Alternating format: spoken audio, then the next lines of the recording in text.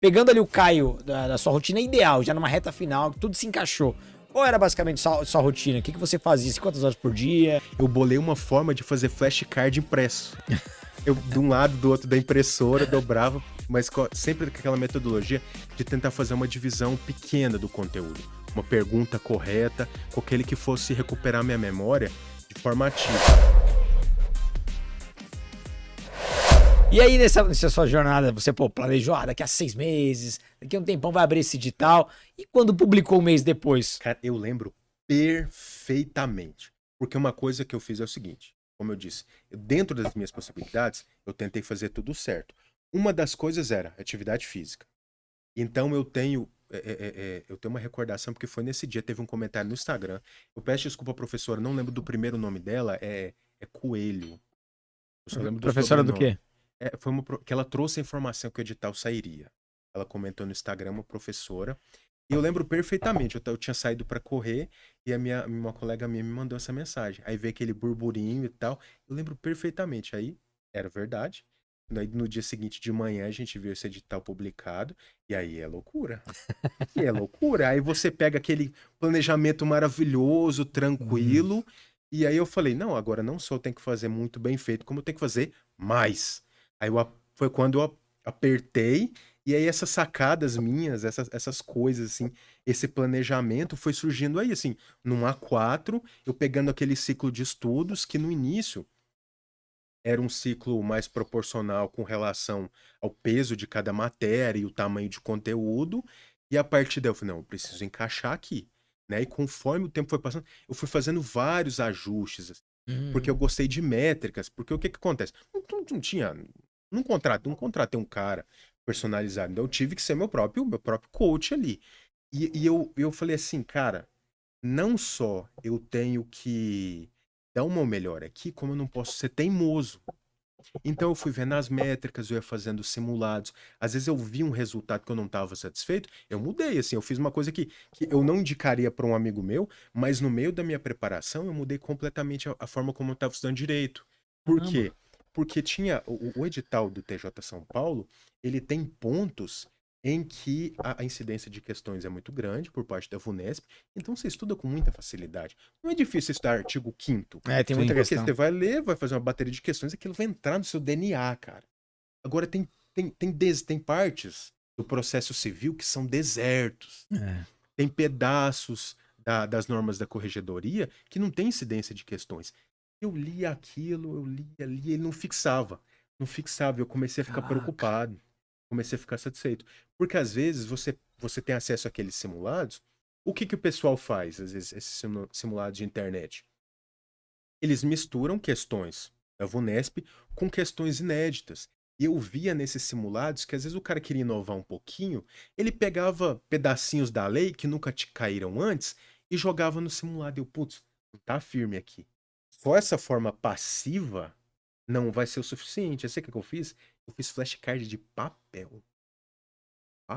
O Diegão Porque é eu fazia muito. o idealista do flashcard. Eu já tinha testado o Anki e por algum motivo eu não gostei do Anki.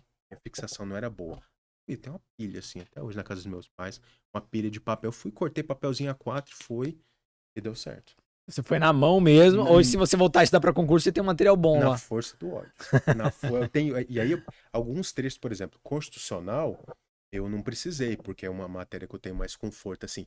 Mas a parte de processo civil, acho que é de cada na mão.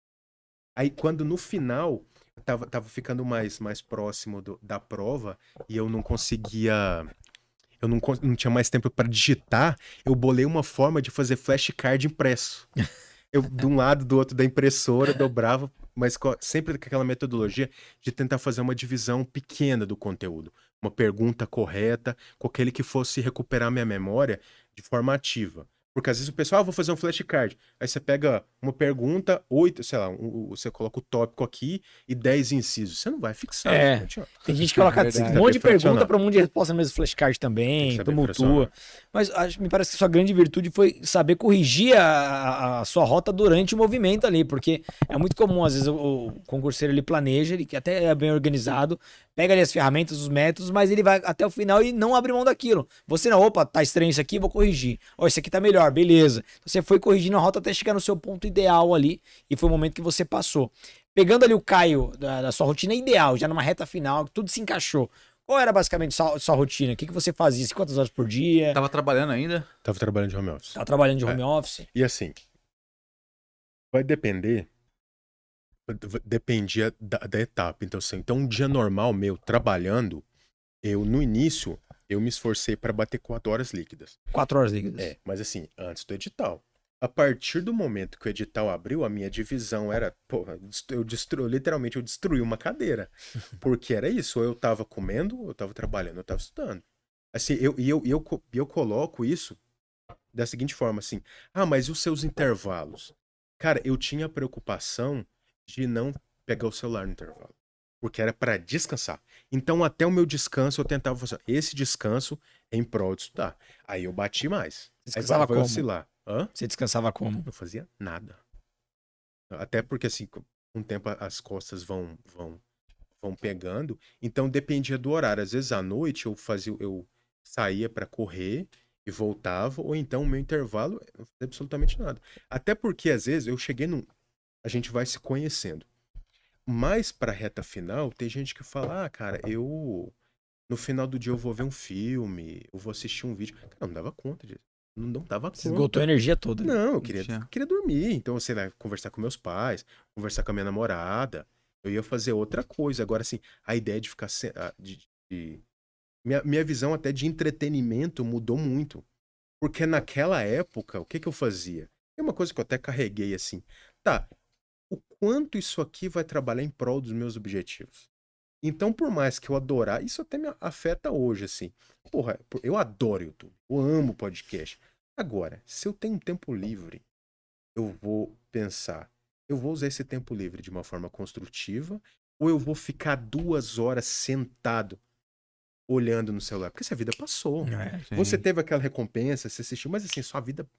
Né? E aí, com o tempo, você vai aprendendo. Eu tenho uma amiga que ela fala isso com muita seriedade pelas coisas que ela passou na vida dela, que é assim, ó, qual é a coisa mais preciosa que a gente tem? O tempo. Tudo. Várias coisas, você perder dinheiro, às vezes algumas outras questões, você até consegue correr atrás. Agora, o tempo que você perde, por mais clichê que pareça, não volta. E não é só essa hora, é ao longo do tempo, assim, planejamentos. O quanto uma pessoa consegue transformar a vida dela quando ela passa um ano fazendo escolhas corretas com o tempo, investindo, que é o que às vezes o pessoal não enxerga. Exatamente, né, cara? Disse tudo, porque realmente a questão do plano. E o Caio falou uma coisa agora que o Thiago falou. O último episódio que nós tivemos aqui foi do Thiago Pereira, que ele é especialista em aprendizagem acelerada. E ele falou exatamente o que você falou aqui sobre a questão do descanso. Sim. O descanso com qualidade. Porque se na hora que o seu cérebro ele consumiu muita energia aprendendo uma coisa. Então, na hora do descanso, é a hora que ele vai começar a armazenar aquela informação.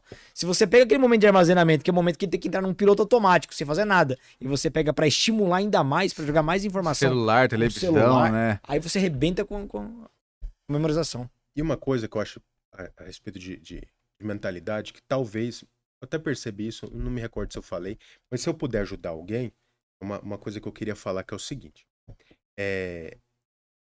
Você não precisa, por mais que seja desconfortável, não faz sentido que você transforme os seus estudos em um calvário. Então, às vezes fica parecendo que o cara, eu vou estudar 6 horas líquidas no dia, aí você termina, ai meu Deus, eu estudei essas 6 horas, aí o cara, não, agora o ponto alto do meu dia vai ser ver aquele filme. Não, cara, por mais que seja desconfortável, por mais que você esteja no processo, entenda que o ponto alto do seu dia é o seu estudo. Entenda por que você está estudando. Os objetivos que você quer alcançar, o quanto aquilo pode transformar a sua vida. Então, o melhor do meu dia não ia para o Netflix. O melhor do meu dia ia para aquelas 30 questões de português que eu fazia questão de bater. Se eu fazia 29, eu não estava satisfeito, porque a minha meta era 30. Não importa. Porque esse é o compromisso que eu fiz. Isso é prioridade, né? Você transformar o estudo como prioridade máxima. Como você bem destacou, é uma jornada que precisa e vai acabar, né? Ou porque vai desistir ou porque vai passar. Então você fez valer a pena como foco principal. Então, basicamente, a sua rotina tinha ali uma boa organização, videoaulas, flashcards, Videoaula Das básicas. básica. Das básicas. Aí as específicas você ficava batendo mais letra de lei e questões, pelo que eu Sim. entendi.